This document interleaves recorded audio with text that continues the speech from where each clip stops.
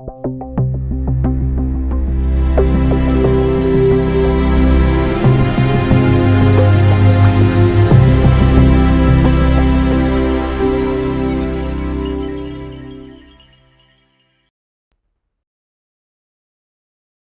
bien, estamos en la página 19 y ahora vamos a meternos en los argumentos para la existencia de Dios. Estos argumentos fueron,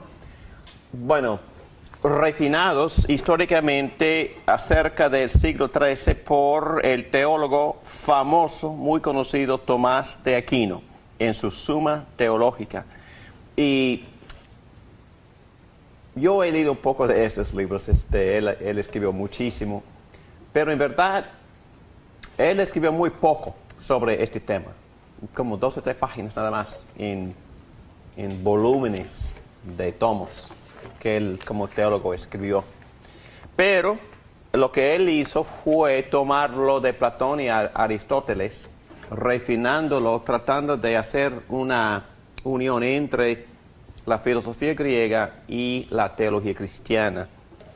Y como ya dije, el resultado fue un híbrido no completamente griego ni completamente bíblico. Y tenemos que tratar de refinar nuestra teología, pero como empezamos diciendo, a veces estas estructuras filosóficas nos sirven para poder categorizar algunos aspectos o categorías del conocimiento de Dios. Pero vamos a ver.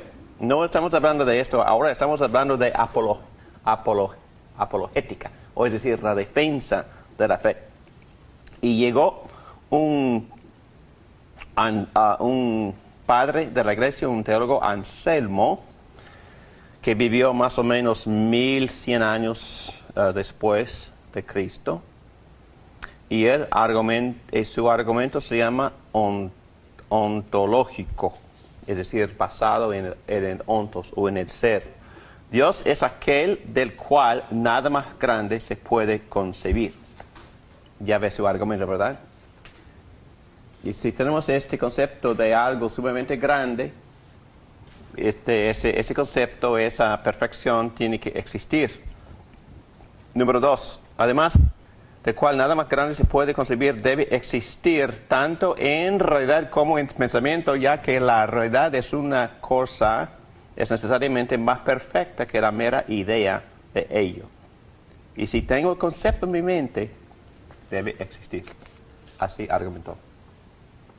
Y no sé de ustedes, pero para mí es un poco difícil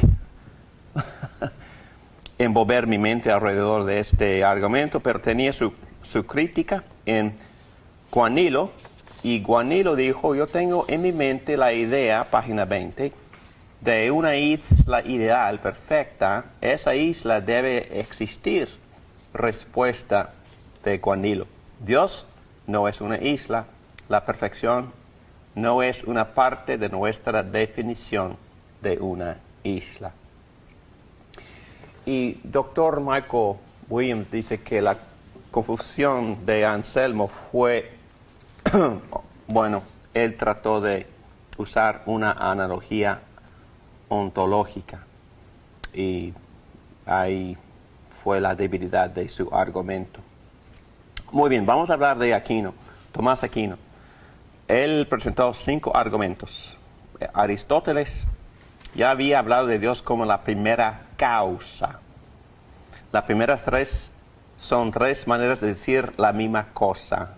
Son argumentos cosmológicos, argumentando desde el cosmos, el mundo, a un creador. Primero, el argumento desde el movimiento, un argumento cosmológico. Reposo es el orden natural de las cosas. El movimiento es causado. Las cosas no se mueven por sí mismas, sino que tienen que ser movidas. Tiene que haber un agente de movimiento singular u original. El agente de movimiento original en sí mismo es inalterado. Dios es el agente de movimiento inalterado, o el movedor inmóvil. ¿Entienden el argumento? Dice que todos esos movimientos en el universo requieren una causa. y él asumió que existe el movedor y móvil.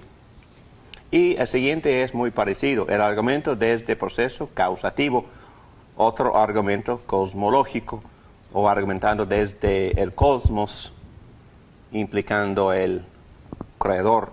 Todo efecto tiene una causa. El principio de razón suficiente es una forma de razonar. Dice que una causa tiene que ser por lo menos tan grande como su efecto. Entonces, cada efecto tiene su causa, y la causa, por definición, tiene que ser del mismo tamaño, del mismo poder, o más grande o más poderoso. Eso fue su argumento. El universo no puede ser sin causa, ya que no tiene ningún principio de proceso causativo. Entonces no tiene autoexistencia en sí mismo. Tiene que ser causado. Y Dios es la primera causa, la causa no causada. Entonces él argumentó acerca de lo que se llama lo absurdo de un regreso infinito. Es decir, bueno, ¿de dónde vino la vida aquí en la Tierra? Y algunos científicos dijeron que, bueno, una semilla sopló de mares. Oh. Entonces, ¿cómo llegó a mares? Oh, sopló de otro planeta, de otro sistema. Entonces, hay que haber una causa no causada. Entonces, para poder regresar hasta lo infinito no tiene razón. Es absurdo.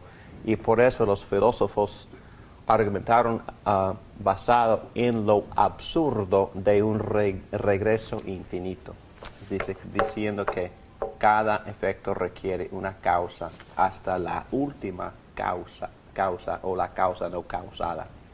Fue su argumento.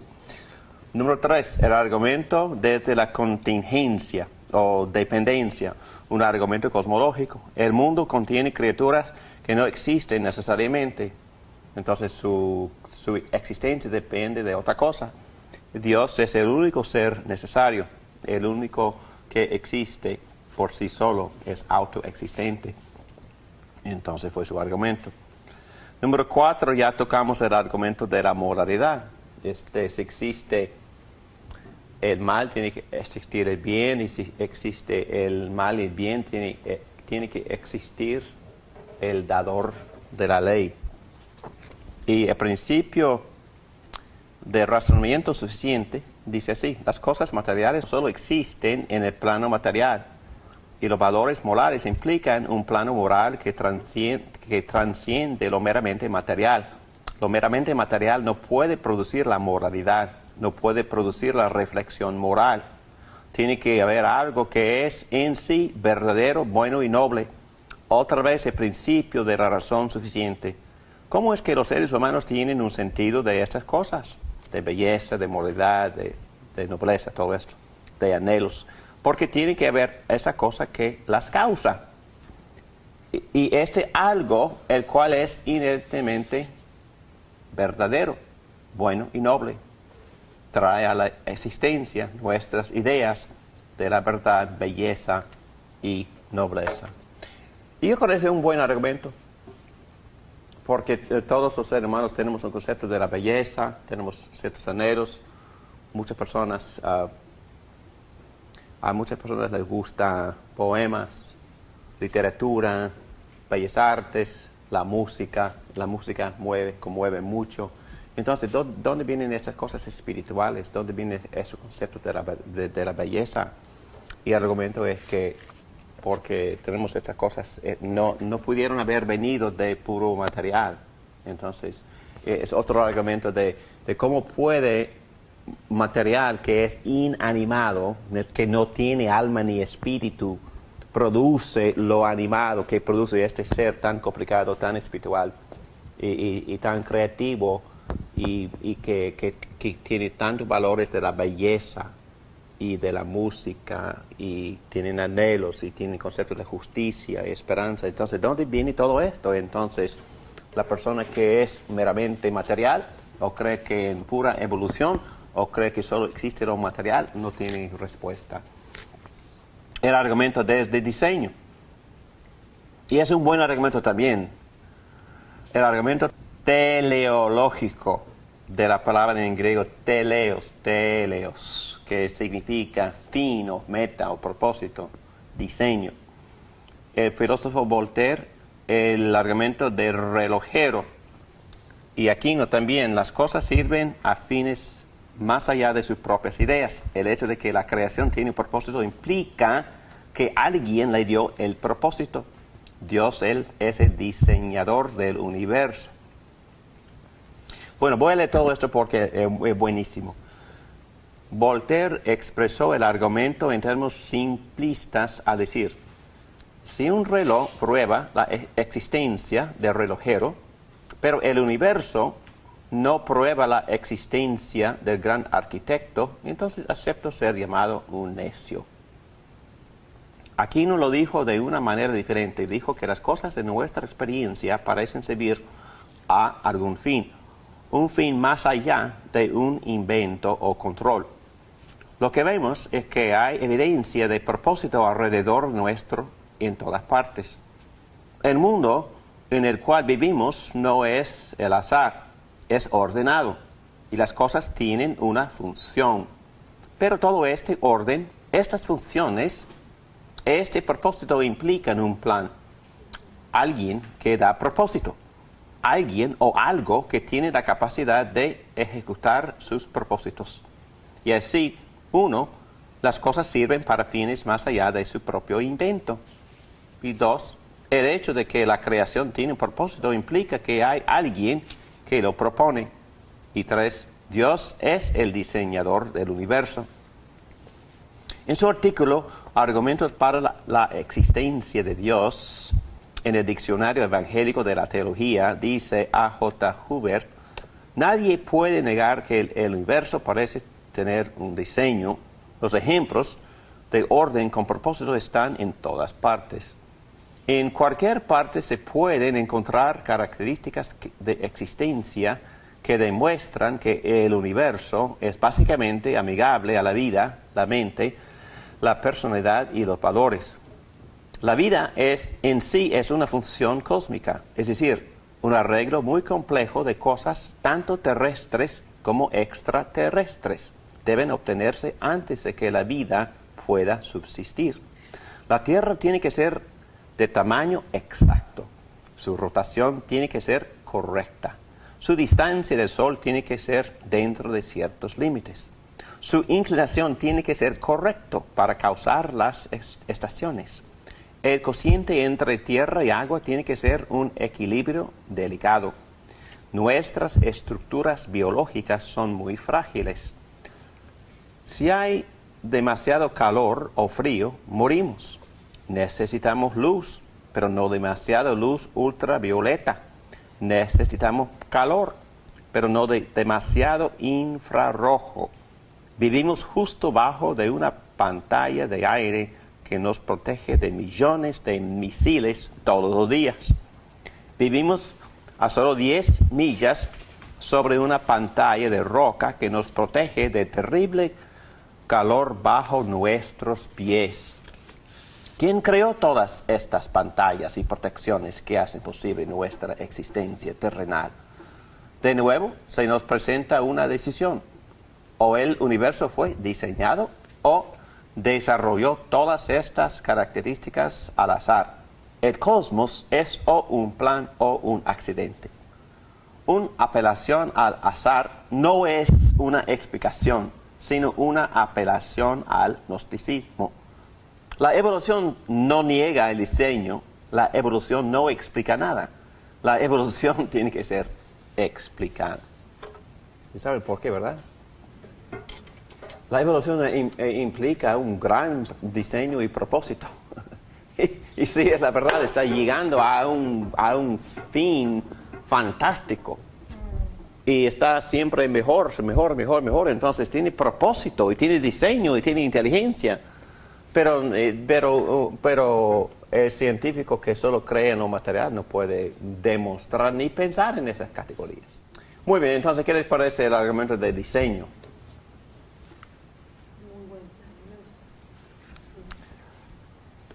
Entonces, sin un diseñador, sin un arquitecto, sin un propósito, sin un destino, nada de estas cosas tiene sentido. No se pueden explicar. Las emociones, los anhelos, la música, poesía, la meditación en sí, la habilidad de conversar y reflexionar, de juzgar mutuamente y de anticipar, esas cosas son muy complicadas y son muy espirituales. La psicología en sí tiene que ser un resultado de algo muy animado, es decir, de algún espíritu. Muy bien, evaluación. Y yo termino con esto. ¿Qué es lo que estamos evaluando? Estamos evaluando los argumentos clásicos filosóficos. Estamos evaluando la utilidad de todo lo que estamos diciendo por 2 horas. Y vamos a decir que fue pura vanidad o vamos a decir que es lo máximo y fantástico, o vamos a llegar en el medio con una conclusión un poco moderada, diciendo que son útiles, pero tienen problemas. Pero vamos a llegar ahí. Son útiles, pero no son perfectos, no son pruebas, son huellas y pistas. Y son muy buenas evidencias. ¿Evidencias de qué? De Dios. De Dios. De que Dios existe y de que... De la existencia de Dios, por eso lo dije. Sí, y de que Dios habla. Entonces... Pero sin la Biblia, o sea... Sin la Biblia, no hemos tocado a la Biblia. Hemos ido a la Biblia para describir o para definir algunos problemas con este tipo de pensamiento. Nada más. Entonces fuimos a la Biblia para algo sumamente negativo. La Biblia dice que hay problemas en ese tipo de pensar. ¿Y por qué hay problemas? Por favor, díganme. En este tipo de razonamiento, ¿por qué hay problemas? ¿Y por qué hay obstáculos? Por el pecado. Por el pecado. ¿Y cuál es el efecto del pecado en el ser humano? La muerte. La muerte, pero también, ¿qué parte de mí muere? Ok. El pecado, vamos a ver al curso sobre el pecado. Bíblicamente hablando, el concepto de pecado es este. La frase es depravación total. La frase no quiere decir que soy tan malo como pudiera ser. Yo puedo ser sumamente más malo, ¿ok? Soy suficientemente malo, pero puede ser mucho más. Ok, pero no dice eso. La doctrina del ser humano dice que yo heredé el problema. Yo heredé 2 cosas de mi padre, Adán. ¿Qué heredé? ¿Heredé su culpa? Yo tengo la mía también, pero heredé la suya. Y también heredé su contaminación. Yo heredé su naturaleza pecaminosa. Y su naturaleza me ha afectado en todos los aspectos de mi ser, de mi personalidad. Me ha afectado en mi conciencia. No funciona como debe ser. Me ha afectado en mi sexualidad. No entiendo el concepto tan puro como Dios lo había creado. Me ha afectado en mis emociones. Son muy complicadas y tengo preocupaciones que a veces me hacen desvelar. Okay. Entonces, también, pero me ha afectado, dice Pablo, y hemos tocado varios textos en Romanos 1 y también en Efesios capítulo 2 y 4, que dicen que el pecado ha afectado las facultades mentales mías. Y no pienso tan claramente como Adán en el principio. Y es porque no comprendo a Dios. Es que porque no conozco muy bien a Dios. Es porque no comprendo todo lo que veo en el mundo y tampoco no me comprendo a mí mismo muy bien. Entonces tengo complicaciones y patologías psicológicas. Todo esto es por el pecado. Hay remedio, gracias a Dios, y hay soluciones, y hay esperanza en Cristo para remediar todo esto, pero mi punto principal en todas estas secciones esta noche es que no pienso claramente. Y por eso, obviamente, ¿no es obvio? Estaba tratando de explicar ese concepto filosófico, no soy filósofo. ¿Y sabes qué fue mi oración antes de enseñar esa clase? Gracias, Dios. Gracias que no me has dado espíritu de temor, sino de poder, de amor y de dominio propio. Y una traducción de esa frase es la habilidad de razonar y pensar con claridad. Yo sé que mi mente no funciona muy bien. Dios, ayúdame, dame claridad. Entonces no veo, no comprendo, no conozco a mi Dios muy claramente. ¿Por qué? Porque el pecado ha afectado mis facultades mentales. Por eso tengo que estudiar por horas y se me olvidan muchas cosas. Por el pecado. Ok. Y Pablo nos dice que otra cosa que pasa es que en mi razonamiento defectuoso, yo tengo la tendencia de no celebrar, de no glorificar a este Dios que yo veo en su creación, porque yo sé que este Dios me tiene obligaciones, y Pablo dice que por mi pecado y por mis facultades y por mi razonamiento que también fue afectado, lo que yo hago con estos conocimientos muy claramente revelados en la creación es que ¿qué hago? Yo los reprimo. Es que no quiero tener que ver con este Dios. Quiero ponerlo bajo mis pies. ¿Por qué?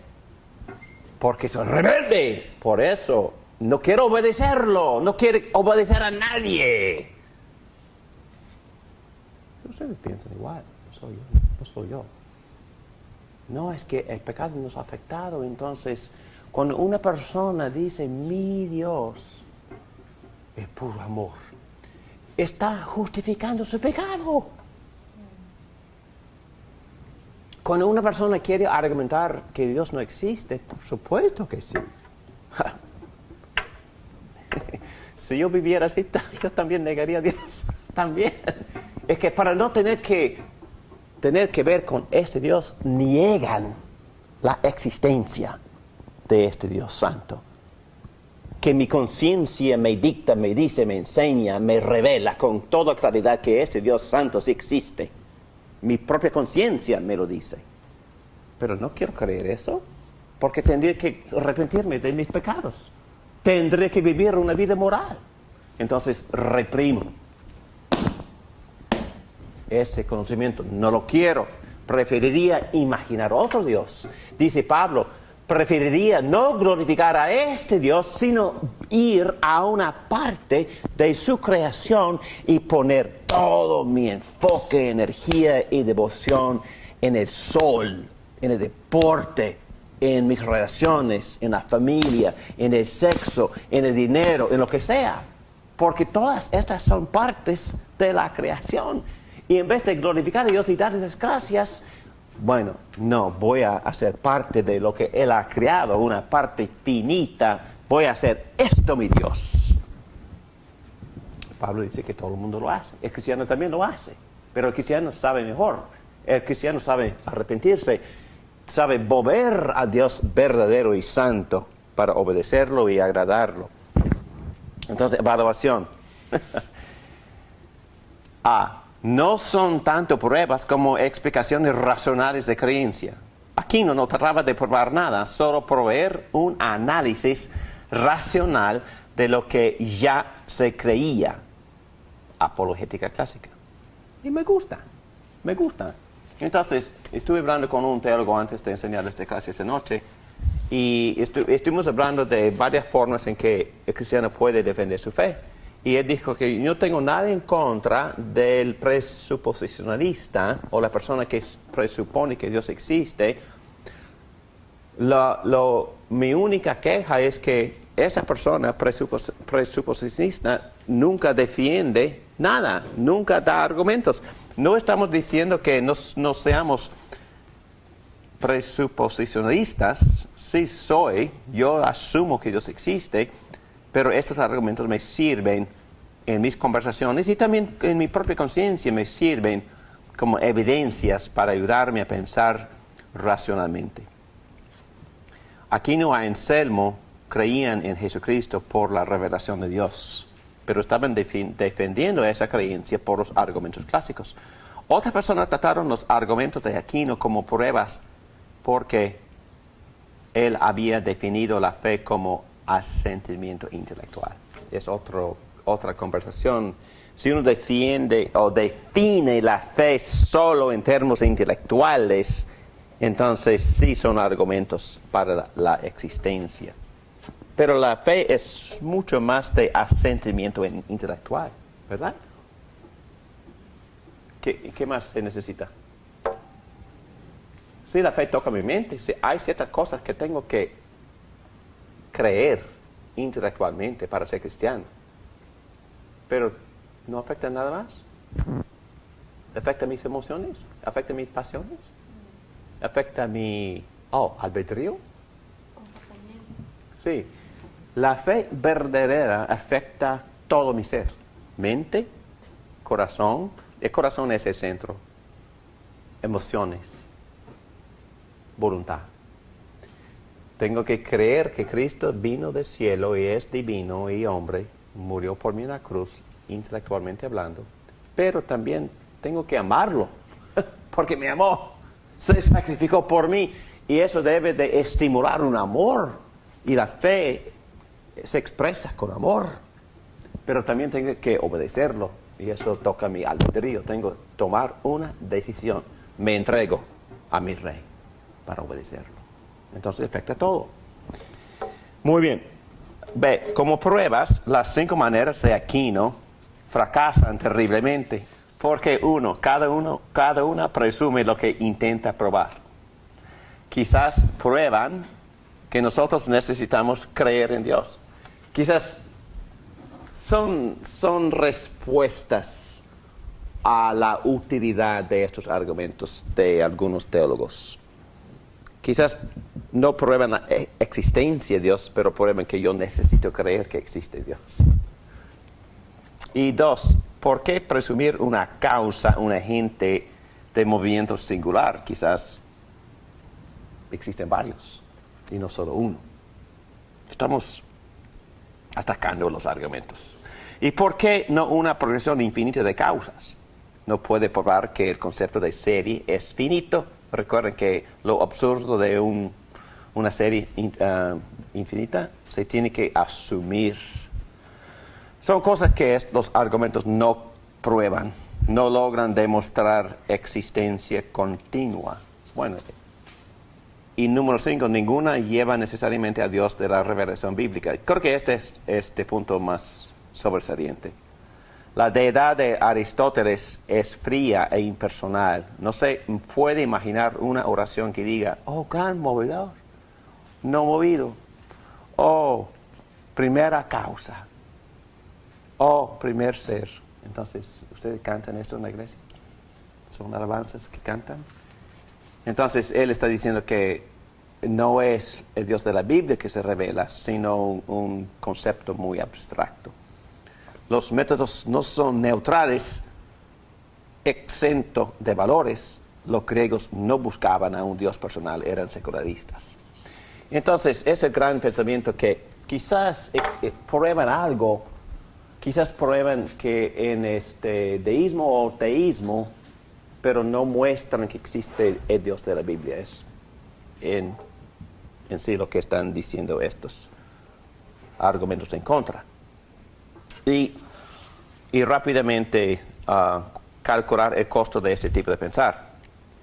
La trayectoria deísta de la teoría natural. Entonces, él mismo, John Locke, argumenta de que se puede llegar a un Dios impersonal o a un Dios del deísmo y no al Dios personal de la Biblia.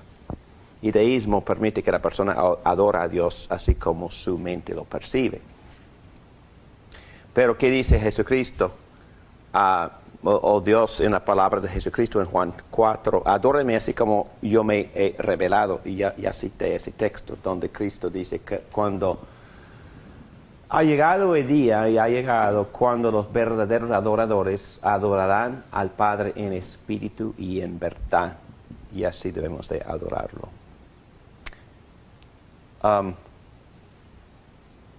Y número 3b, algunos se mueven a creer por esos argumentos y son útiles para usar en nuestras conversaciones con los no creyentes. Y C.S. Lewis dijo eso y él también fue muy movido por los argumentos. Y llegó a ser, era ateo y llegó a ser creyente muy efectivo y un apologista muy efectivo. Y también aquí el problema de interpretar la moralidad en términos de DNA, ya tocamos ese tema. Y D, podemos obtener el conocimiento razonable y creíble por medio de la religión natural. Sí. Y Calvino dijo, este conocimiento es limitado. Hay que ponerse los anteojos. ¿Cuáles son los anteojos? La Biblia. Hay que mirar esos argumentos a través de los argumentos bíblicos o a través de la revelación de Dios en la Biblia. Romanos 1 me dice, según Calvino, que alguien está en el cuarto, pero no se puede ver la forma de su cara. Entonces, para ver la forma de su cara hay que ir a la revelación específica y particular, la Biblia. Los filósofos nos dan algunas ideas de Dios, muchas ideas, y hay mucho desacuerdo según esas ideas, y cambian mucho las ideas, y las ideas son muy moldeables, y probablemente algunas son correctas. Entonces son útiles, pero no son perfectos los argumentos de la religión natural, pero son útiles en nuestras conversaciones, especialmente en evangelismo o en pre-evangelismo. Pero para ir a algo más confiable, ¿cómo voy a juzgar entre las muchas ideas que yo aprendo por la religión natural? Y la respuesta es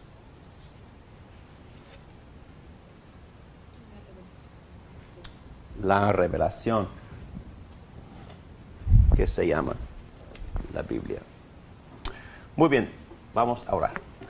Gracias, Padre, por este estudio. Ayúdanos en nuestras facultades mentales para entender algunos de esos argumentos, especialmente los que tienen base en la Biblia, como algunos aspectos de los argumentos cosmológicos y el argumento de diseño y en especial argumento de la moralidad. Pero gracias porque tú nos amaste tanto que enviaste a tu Hijo para revelarte, y también que tú inspiraste a los profetas y apóstoles para escribir tu palabra, para que a través de ella tenemos la revelación de Jesucristo, y por medio del Espíritu Santo podemos entrar en una relación íntima. Podemos entrar en tu pacto y tú puedes llegar a ser nuestro Señor y Rey, Salvador y también amigo. Gracias por todos esos beneficios de conocerte. Ayúdanos a crecer en nuestro conocimiento y también a glorificarte a ti como el Creador, y dándole gracias por todo. En el nombre de Cristo Jesús. Amén.